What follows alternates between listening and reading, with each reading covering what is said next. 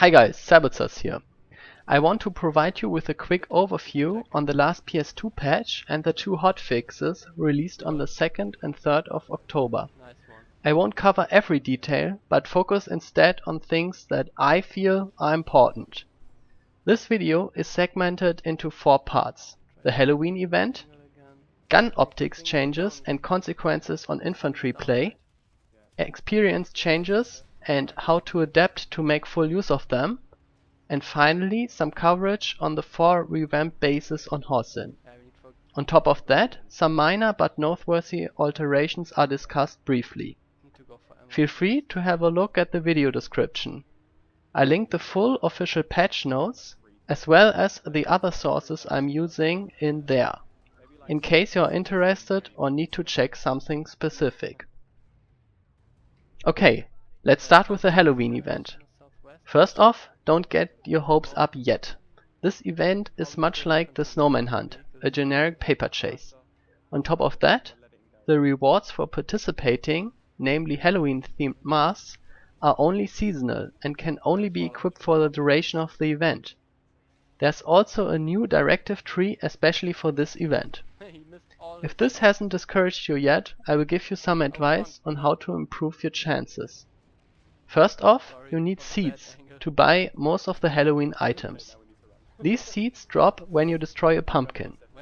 On top of that, you will receive 250 XP for the small and 5000 XP for the unique pumpkin. XP multipliers apply. Pumpkin only spawn when the pumpkin alert is triggered. BBurness, a SOE employee, posted some facts about the event. There are over 600 potential spawn locations per continent, 700 for Hossin. There are always about 100 pumpkins up at any given time during an alert, 150 for Hossin. When one is destroyed, another one spawns. Only one rare pumpkin is up at any given time. Justicias, a PS2 community member, just released a short video on how these pumpkins look like. He also released a screenshot that shows the last tier of requirements to finish the holiday achievement. As a reward, you get the Araxium Slasher. Keep in mind that there is already another possibility to get a different Araxium blade, namely for completing the 4th Recon directive. I included a picture of the rare Galact-O Lantern. Credit goes to my outfit mate, BlueBerryPunchs. If you really want to farm these, I have 2 good strategies for you. The first one is to specialize in 1 or maybe 2 continents and memorize their spawns. When you are nearby, just make a little detour and check the location. I linked the 4 maps in the info box. Credit goes to IEF015. He will probably release updated maps sometime soon. Make sure to check his activity on Reddit. The second strategy is quite simple. Avoid server prime time. When there are fewer people around, the higher the chances you get your seeds. On top of that, I would recommend using an ESF to search for the spawn. Make sure you fly low enough to be in render distance. As far as I know, they have the same render distance as infantry, which means about 300 meters. Using an aircraft works best on Izamir, followed by Inda and Amerish. On Hossin though, you are probably better off using a harasser or a wraith flash. Given the mechanic is the same like the Snowman Hunt, destroying a pumpkin will give the driver shared XP, but no seeds. Okay, finally finished with this Halloween topic. Time for the really interesting stuff. There were several new optics and scopes introduced. Also the aiming mechanic changed a bit, and as a result, these changes should enable you to aim properly even with the 1 and 2 times scopes, which were bugged and misaligned in the past. I would highly recommend checking the virtual reality area to find the best ones suited for you. Make sure you aim at different targets with different lighting and colors. As you can see, some colors excel in certain lighting conditions, while others perform poorly. Dowell, a SOE employee posted on Twitter that she's working on the opacity on the new sites, which in turn should make them easier to see at different light levels. I'm still experimenting with the new sites and can't give a clear advice yet, but generally speaking, this overhaul is a huge improvement and makes infantry play much more enjoyable. The next big change was tweaking several aspects of experience gain and certs. XP is one possibility for SOE to change how the game is played and to put emphasis on different playstyles. In the past, some support tasks didn't get a proper recognition, because a player just was not or only poorly rewarded for these. Capturing control points is now a massive XP source. XP will be granted in 4 ticks, so if you come just 1 second before the control point is captured, you will only receive 125 instead of 425 XP. Don't confuse control point capture with base capture though. There are between 1 and 4 control points present in each base, namely A, B, C and D. In my opinion, this mechanic seems a bit broken, because if defenders and attackers deliberately take turns in capping the console, XP gain should go through the roof. I guess this will be fixed in the future by adding a limit. Fighting in the vicinity of cap consoles will now grant XP every 20 seconds as an attacker. Kills are worth 100 extra XP while in the range of the console. These changes will highlight the importance of these consoles, and playing for the objective is now properly accounted for. Besides that, several minor adjustments to XP were made. Max kill bonus is increased to 200 XP, making them priority targets. EMP, flash and concussion grenades will now also reward experience if the target is killed while under the effect. This rewards supporting tasks instead of just raw killing power. Drivers will now receive more XP for gunner kills, equivalent to a kill. Transport assists are now also equivalent to a kill. What is a transport assist, you ask? Really simple. If you transport soldiers to the battlefield and they leave your vehicle and kill someone while you are still in your vehicle, you will get a transport assist. Spawn kills are worth 0 XP. A kill is considered a spawn kill if the target has spawned in the last 12 seconds, or if the target has not done any damage to an enemy yet, whichever happens first. This does not apply to revived players though. And finally, the AMS module that allows to deploy the Sandra as a spawn solution is now auto-granted and certs refunded.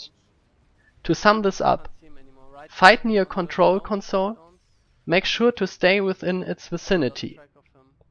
Feel confident when doing support tasks like transporting or using specialized grenades. And last but not least, try to avoid spawn kills. Unfortunately, I have bad news for non-members. You won't receive your 12 daily certs anymore, but members still get their full 48 certs. I'm not sure if it will stay like this, because there is already a huge discussion going on the forums. But the other XP changes mentioned above should at least alleviate or probably overcompensate this, depending on your average playtime. If you are short on certs and have a hard time grinding these, check out my current and upcoming videos for useful advice and animating playstyle tips. The next topic are the 4 revamped bases on Hossin, namely SRP, Nanite Relay Station, Gurney Dam, Castle's Crossing, and Staggered Mesa Outpost. It was renamed to Bunker J993. Have a look at the map. I marked their position. If you want to know more about the level design and thought process for the new Gurney Dam, I would highly recommend the Planetside 2 Work in Progress stream number 18. XanderClauss gives you an inside look at the development of PS2. I will highlight some aspects of these bases that struck me as vital for gameplay. Starting with Castle's Crossing. Attackers have 2 garages to park their Sundies, both located in the south. From there they have to fight north to gain access to the control console, which resides under the bridge. The bridge itself is accessible by infantry and thus very dangerous for vehicles. Light assaults will have an easy time picking off stragglers, and the staircases and different height levels under the bridge should enforce engaging infantry fights. The second base I visited for you is Bunker J993. I noticed only some minor adjustments, but the flow of battle should be improved by these. Gurnedam, instead, got a total overhaul. This base looks very different now, and the flow of battle changed significantly. Now the defenders fight from south to north and the attackers vice versa. There are 2 garages for Sundy placements. Little paths lead to the main bridge-like base layout. A lot of space is now covered with deadly water, and the edge of the dam is no longer accessible by infantry beside light assaults. When checking the control point building, I noticed a lot of cover and white space. This alleviates the grenade spam problem to a high degree. For you sneaky little light assaults out there, check the space above the entry door. You should get a lot of kills there, especially if you use a silencer. The last base is called SRP Nanite Relay Station. What attracted my attention immediately were the big rocks and narrow ravines everywhere. What seems like a heaven for light assaults is probably a death trap, because attackers, but especially defenders, have a height advantage from the garage and spawn building respectively. This means sniper will have a watchful eye on these rocks. Amusingly, I noticed the control console location only after I searched the base. In fact, the defenders have to leave their hill and have to head right between the rocky area. The cap point itself can be found inside a cave-like structure. Watch your backs though, there's a little opening in the ceiling.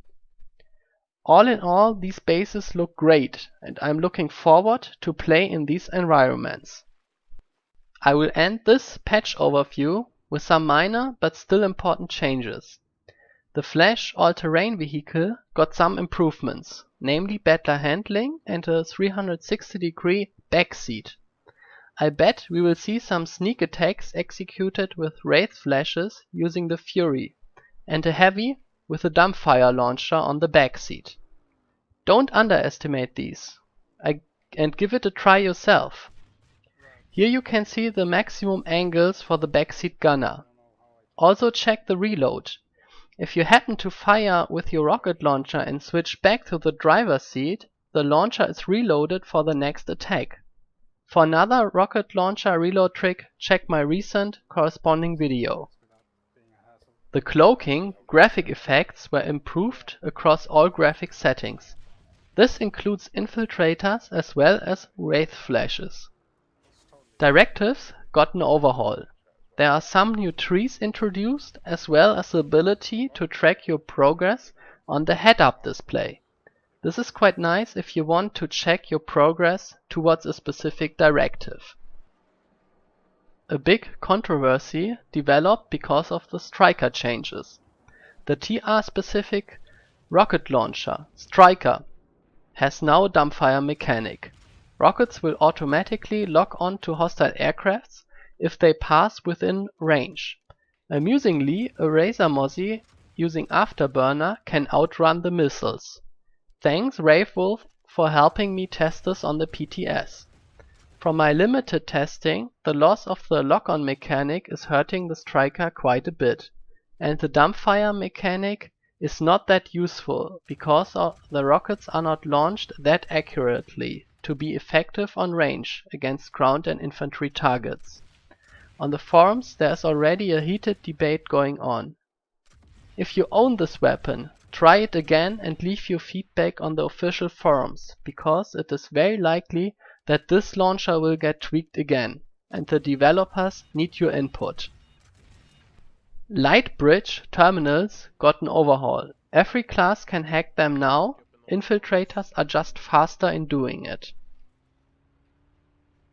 Thanks for watching. I hope you enjoyed the patch coverage.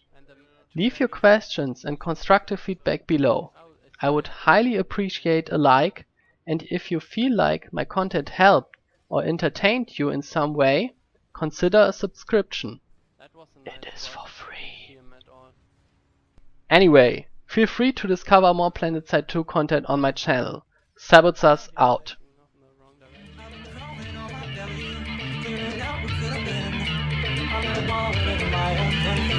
Insecure delusion, for a beast across me over, for a word you got me in.